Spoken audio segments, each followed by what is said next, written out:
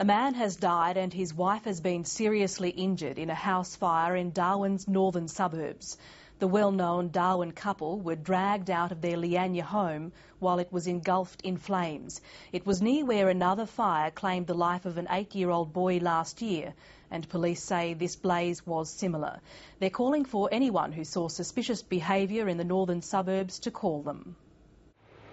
The fire broke out around 2:30 this morning and tore through this ground-level brick home in Murrabibby Street in suburban Leanya. All the red sparks and everything coming out the top, and then out the other end of the house it was just all, the really big orange flames. It was just really fully on fire.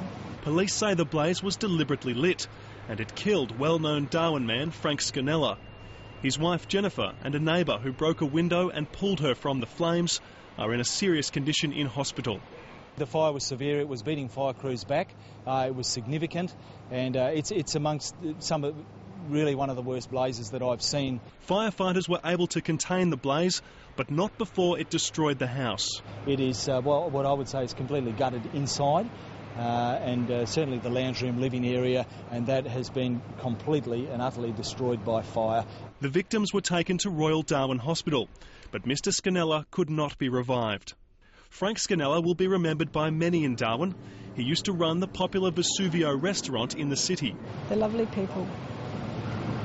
They've been through all kinds of things themselves already. By daylight, the extent of the damage was evident. The family home reduced to a charred, empty shell. Police have been at the scene since the early hours. They're playing down the similarities between this fire and that which killed 8-year-old Nicholas Middis on a nearby street last year. Those similarities have been noted, but I will say that at this early stage there's no direct correlation between the two crimes. Police are investigating whether the blaze is linked to a string of disturbances around the northern suburbs last night, including a wheelie bin fire. Today they're interviewing a number of youths who may have been involved. Friends and neighbours are still coming to terms with the tragedy. It's unbelievable. It's a terrible shock, and nobody ever deserves anything like this. Frank Scannella leaves behind 2 children and a grandchild. Eric Twarchek, ABC News, Darwin.